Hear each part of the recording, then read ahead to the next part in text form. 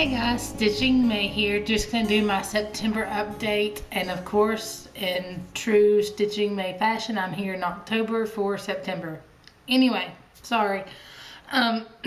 Truth be told, this is gonna be a very short video this month. Not a lot of progress, not a lot of haul. I kind of lost my stitchy bug at the end of August and the beginning of September.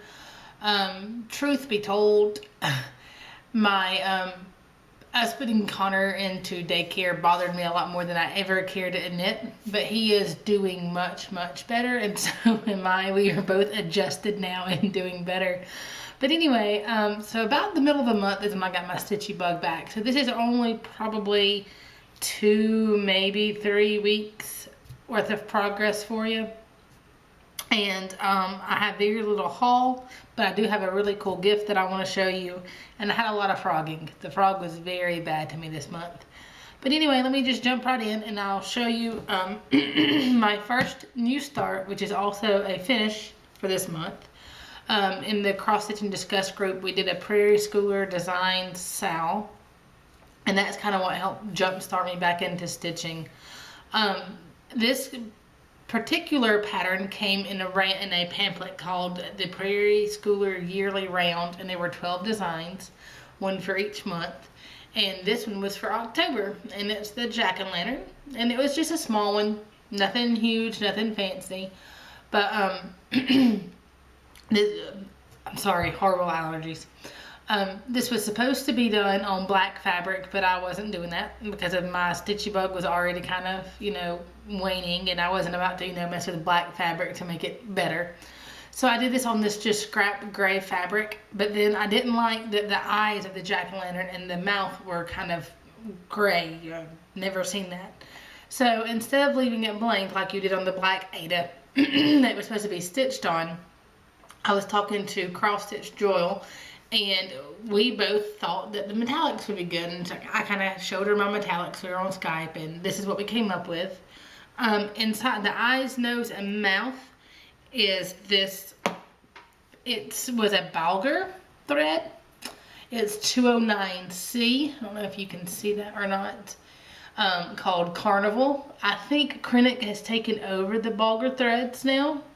So I don't know if Krennic has a version of this or if they just sell this. But I got this at a stitch shop that had old stuff. She doesn't even order new cross stitch stuff anymore. But that's what's on the inside of the eyes and nose and mouth. And then the lines are actually done with Krennic number 4 braid 011 high luster, and it's this black and silver. Probably all that you're going to see is the silver, but it does have a lot of black undertone to it. It's probably going to throw the camera off. But that's it. I think I was going to put in that little circle frame that I got last month, but like it fits, but it's cutting it very close. There is no edging.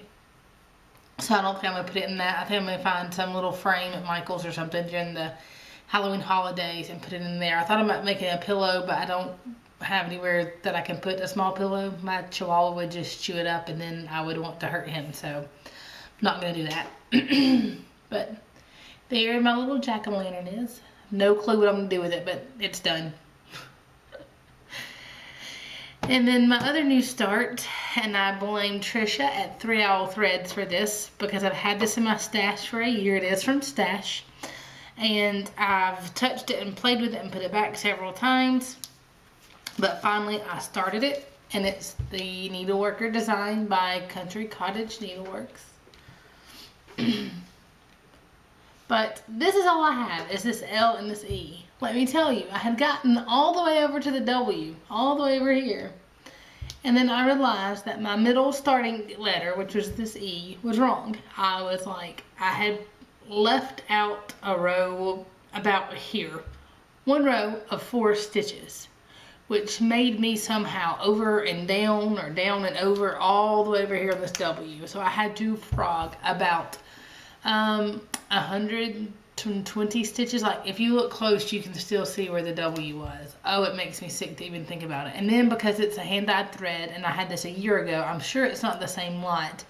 So I was trying to save the thread when I was pulling it out, and it was just shredding. And so I've put this down and not stitched on it at all. I'm probably going to pick it up again next week because I just needed a break from it because it made me angry, and when things make me angry, I go away from them. But there that is. And then my other progress is actually on my Mickey's Fantasia Vignette from the Disney Dreams collection, which is just that little bitty pattern.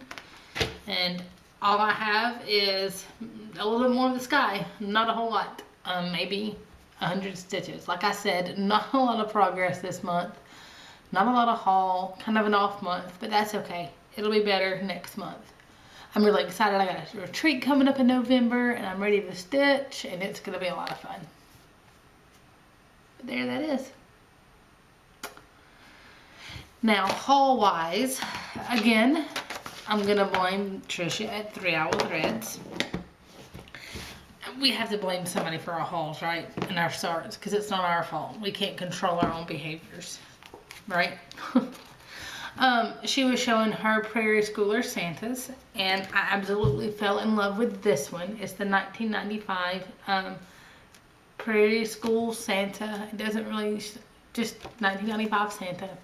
It's got the celestial, like the little star, or stars and the moon, and sun and the moon, and I love celestial stuff. That's something that I've always thought was so cool and so pretty. So I started that. Didn't start it, I purchased that. And then I also purchased the 2015 Prairie Schooler Santa just because it's going to be their last one, and I just wanted to have it. So I don't know when I'll stitch these. They're definitely cute. I love the Prairie Schooler Santas. I don't think I'll own every single one of them, but I will probably be buying a lot more of these because they're so cute. And then, I don't know, you can just hang them up in your house and have Santas everywhere. It's kind of too big, I think, to do an ornament.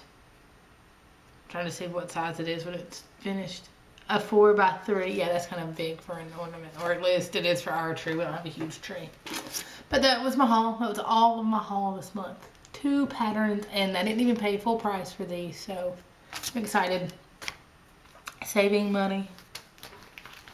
Okay, now this is the really cool gift that I got. Katie Stitch 60 here on YouTube contacted me, and she had been dyeing some fabric, hand dyeing some fabric with different mediums, is that the right word? Different supplies. There we go. And she said that she had made a piece of fabric, and that when she saw it, it made her think she wasn't really, I don't think what she was going for, but when she saw it, the color made her think of my logo, my opening credit thingy. And so she contacted me and wanted to know if I wanted it, and I said sure. But she didn't just send me that one piece of fabric, she sent me several. I'm not going to read you the whole letter, but I am going to kind of touch on some of the different ones that she said in her opinions. The first ones are the shades of pink. These were, she said that she used fabric paint only, and it was her first attempt, and they came out a little stiffer than she expected, and that she was going for a marble effect, but on the second one, but that's kind of what made it so stiff. So there's this, and to me, I don't think it's stiff. She said she's soaked it in some fabric softening. It smells so good and clean, but I don't think it's that stiff. And these are just some scraps in different sizes that I can kind of test out and see if I like. And she was very nice and even kind of told me what how she had done some of it, but to where I can maybe even try some of this with my son if I want to. And there's the other side. It's Ada, and I know there's supposed to be a front side and a back side. I think the smoother side is the front side, which would put that as the front side, but that's a little bolder. So I don't know. I don't pay attention to that because I'm not picky, so I would just choose whichever color, whichever side looked better for the project. And then there's this one. I love this one. Now this one is a little stiffer than this one. And it's got, I don't know if it's going to show up on the camera, but it's actually got little, like, I don't know, it looks like stripes. I don't know, it's really cool. Almost kind of like, have you ever seen the sun come through the clouds and it kind of does a little ray effect? Yeah, that. And the other side's a little more marbled. think those are so pretty. And then put them back in the bag so I don't get them mixed up. Sorry. It's drive you crazy, I know. And then the others are, this one, she calls it Cheetos, which is very appropriately named. She said it reminds her of like somebody that's eating Cheetos and they wipe their fingers on a napkin.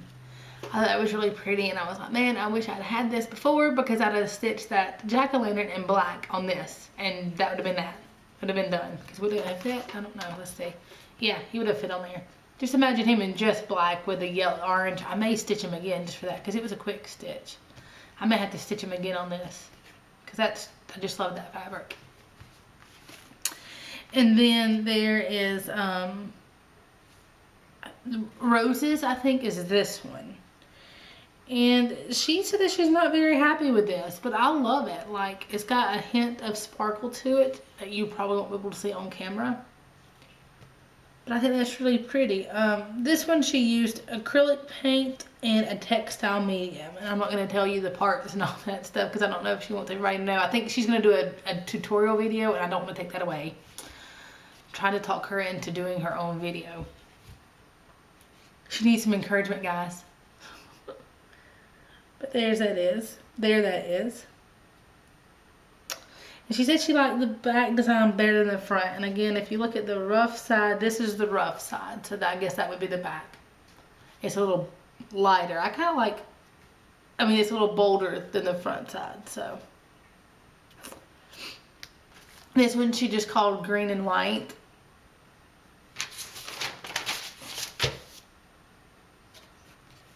And it was a multi-surface paint. I think that's really pretty. And this one she called dirty because she put some metallic paint on it, and she said it just made it look dirty. And you can kind of see the silver here and here. On the other side it kind of shows through too. But I think this is pretty as well. I really like the metallic on there. I don't think it looks dirty. I think it reminds me kind of a camo-ish.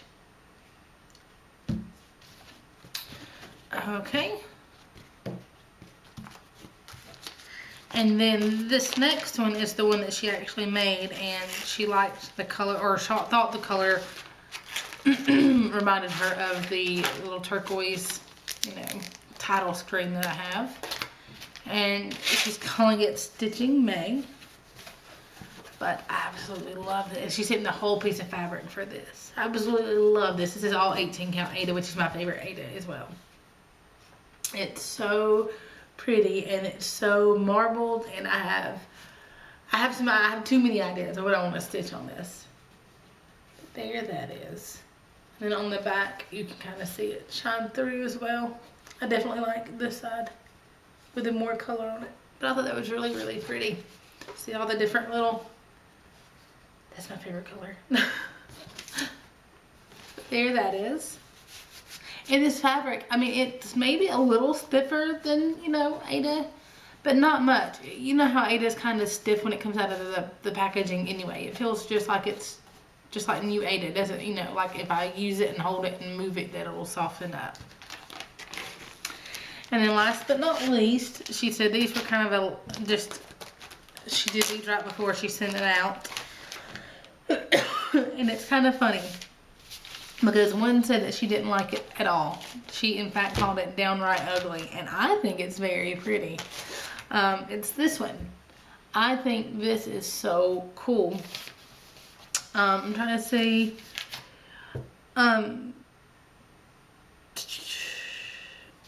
She painted it without dampening the fabric first. That was the difference here. And now it kind of wet and bled through, like after she painted it, then she kind of dampened it and let it bleed and soak in. I think is what she says, is if I read it right. But I think this is so pretty. I don't know, it's got an awesome texture to it, awesome color to it. I love this one. And then she sent me a small piece of the favorite one that she made, and it's this. And this is just, it says it's a cobalt blue, but it reminds me of periwinkle. I don't know why I did like this, like I can't see it on this side. I can't show you guys anything without wanting to look at it myself, so, But But I think that's so pretty. She said she's actually making another piece of fabric to stitch them for her daughter on this color. But I was very, very appreciative of this. It was a very, very thoughtful gift, and it will definitely be put to use. I don't know when. Oh, and the cool thing is that she says that it's all color fast, that she washed it, and then it rinses clean.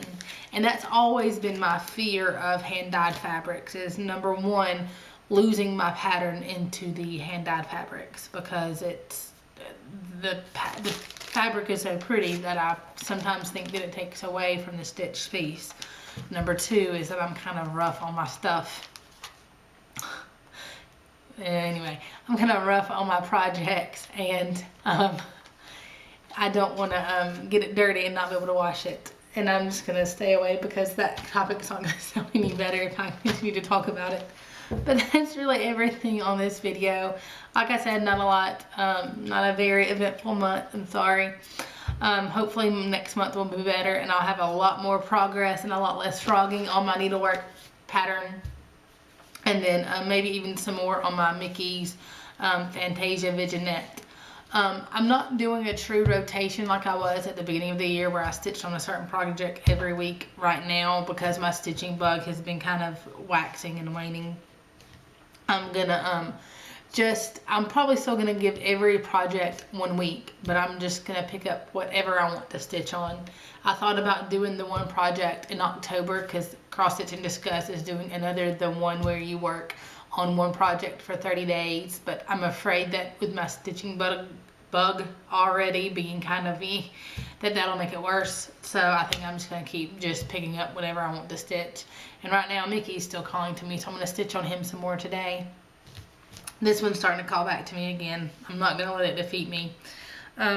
So soon I'll work on this one more, because Tricia talked about how easy of a time she had and how much she loved to stitch it, and it was so not that for me this month. Hopefully next month will be better.